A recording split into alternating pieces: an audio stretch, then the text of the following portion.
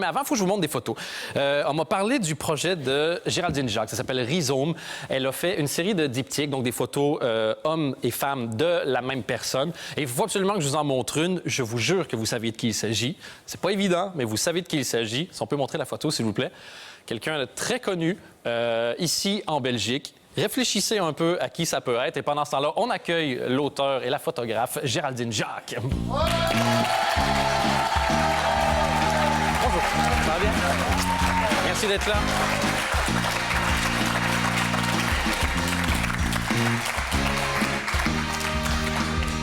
Comment ça va?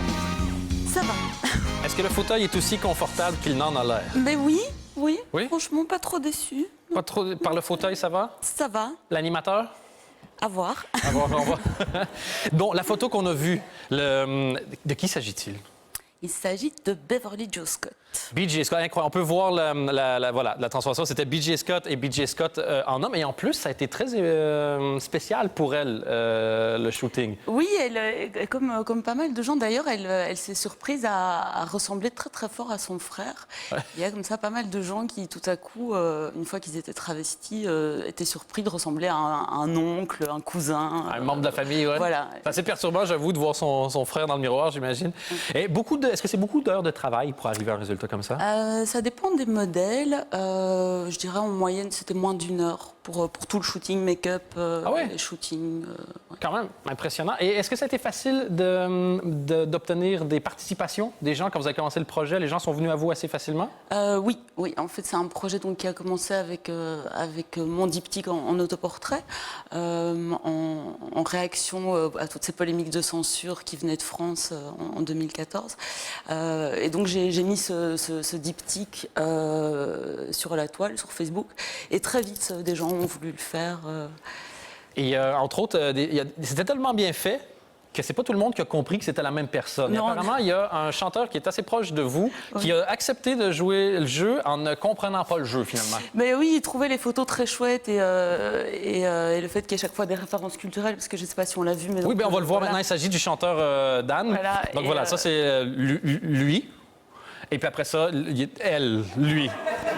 Et voilà. Et à la base, il vous avait pas reconnu, c'est ça? Et donc, oui, c'est ça. Donc, il me dit, oui, super ton projet, j'adore les photos, tout ça, très chouette. Donc, on se voit mardi, on le fait. Et puis, il me dit, tiens, mais au fait, c'est qui le mec à côté de toi sur la photo? On se connaît quand même depuis 15 ans, donc bah, c'est moi.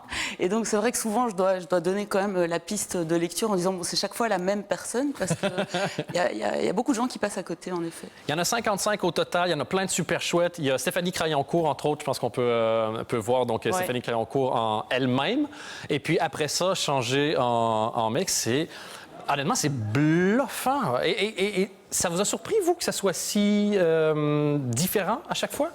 Oui, très, très honnêtement, j'étais la première étonnée. Ouais. C'est-à-dire que Stéphanie, par exemple, quand elle est arrivée, elle est hyper féminine, c'est vraiment un petit chat, toute gracieuse. Et je l'ai vu arriver, je me suis dit, oh mon Dieu, mais comment je vais... La masculiniser. Oui, c'est juste pas possible. Et en fait, c'est là qu'on se rend compte que c'est pas du tout une question de trait, parce qu'on l'a eu tout de suite avec elle, ça a été très très vite. Et on a tout de suite eu ce petit quête de 14 ans, très très vite. Et en fait, ça tient pas, c'est pas tellement les traits, c'est pas les vêtements, c'est pas le make-up, c'est vraiment quelque chose c'est l'attitude qui masculinise ou qui féminise beaucoup. Enfin, il y en a plein d'autres qui ont été faits aussi. Il y en a 55. On ne pourra pas tous les passer, mais heureusement, parce que sinon, les gens n'achèteraient pas le livre, forcément, si on les montre tous.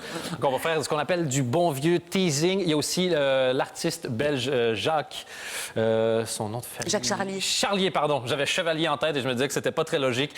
Et voilà. Et ça, c'est aussi une photo qui est assez fascinante parce que je trouve qu'il est bizarrement à la fois très féminin et masculin en femme. Oui, mais et crédible, parce que malheureusement, nous les femmes, quand on prend de l'âge, on se masculinise un peu avec... donc voilà, pour les personnes plus âgées, c'était encore plus facile. Mais vous ne montrez pas les sous-titres en dessous de chaque photo? Ben on essaie de garder 2-3 surprises, et c'était aussi une partie du projet, forcément, c'était de dire... Parce que quand vous dites la polémique qu'il y a eu en 2014, c'était par rapport aussi à la théorie des genres et ces trucs-là. Donc, en dessous de la photo masculine, chacun met un titre d'une œuvre d'art. d'un film, d'un livre, d'un truc qui a un lien avec la masculinité. Puis je suis en train de me rendre compte que je suis en train d'expliquer moi-même votre livre, alors que vous êtes là, ça ne fait aucun sens. Qu'est-ce qu'on met sous les photos Géraldine Jacques? Alors, on va faire simple. Donc, on va prendre Gaël Bedès, tiens. Donc, sur la page de gauche, sur la page de droite, c'est la personne nue, avec à chaque fois en dessous une référence culturelle qui a trait à la nudité. Et de l'autre côté, c'est la même personne travestie, avec une référence culturelle qui a trait au genre, à la question du genre. Et donc, c'était un livre contre la censure du film Tomboy et du livre pour enfants Tous à poil. Voilà. Je ne vois pas pourquoi, finalement, j'essayais de me perdre dans les explications. Vous ne pouvez pas animer à ma place? Ben, j'y pensais. Ça dépend... comment je pourrais dire ça? Est-ce que vous aimez les pâtes? Si ah vous ouais, aimez et les œufs aussi. Vous aimez les pâtes, les œufs... Le beurre. L'eau. L'eau. Oh! Un bon verre d'eau plate. Oui, un bon verre d'eau plate. Parce que vous, j'ai l'impression que vous buvez beaucoup d'eau plate. Vous n'êtes pas du genre à faire des soirées, commencer à exagérer. Non. Puis hier soir, j'étais à 8 h au lit. Ouais. Non, c'est un peu dur aujourd'hui, j'avoue. C'était la signature de Rhizome chez Hors Format Bookshop. Et donc, voilà, qui dit signature, dit des amis qui passent, dit des bouteilles de vin qui se vident et un réveil douloureux. Voilà. Heureusement que c'est une émission de soirée et pas une émission de matin. Vous avez dit d'ailleurs le livre s'appelle Rhizome et je voudrais bien faire le malin et dire évidemment Rhizome, il s'agit d'un rhizome. Expliquez-nous, moi je le sais, mais vous, dans vos propres mots, comment est-ce que vous expliqueriez ce que signifie le titre Rhizome? C'est drôle, en fait Rhizome, le parrain de baptême avec qui on a trouvé le nom, c'est Damien Resta que vous avez reçu il n'y a pas tellement longtemps. Si vous avez loupé ça, retournez voir son interview. C'est une des personnes les plus fascinantes que j'ai rencontrées de ma vie. J'ai été fasciné en comprenant pas toujours. Donc ça, c'est du génie. Oui, oui, je pense que c'est un peu comme ça qui fonctionne. Et donc voilà, je devais trouver un nom pour cette série parce qu'à la base, ça devait pas être une série. Donc les photos se sont enchaînées. Et puis tout à coup, il a fallu lui trouver un nom dans l'urgence. Et voilà, j'avais Damien sous la main avec qui on a brainstormé. Donc on a joué avec des mots-clés. Puis on est arrivé sur Rhizome. Et je trouvais que ça correspondait bien à l'idée du projet. En botanique, le rhizome, c'est vraiment le fait que ça soit souterrain, qu'il y ait les nutriments, donc nourriture, souterrain et le côté traçant, j'aimais bien. Et en philo, c'est Guattari et Gilles Deleuze. Et là, on est vraiment dans un modèle qui n'est pas pyramidal, qui s'oppose à une hiérarchie oppressante. Donc je trouvais qu'il y avait beaucoup d'éléments, que ce soit en botanique ou en philosophie, qui se rapprochaient de ce que...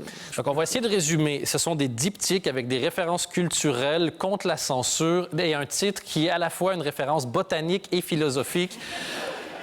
Je pense que c'est le livre le plus complet qui existe au monde. Et en plus, si vous allez le faire signer, vous pouvez boire un verre de toute évidence avec l'auteur. Voilà. Donc, Géraldine Jacques, son livre s'appelle Rhizome, les magnifiques 55 diptyques. Je vous incite grandement à aller jeter un coup d'œil là-dessus.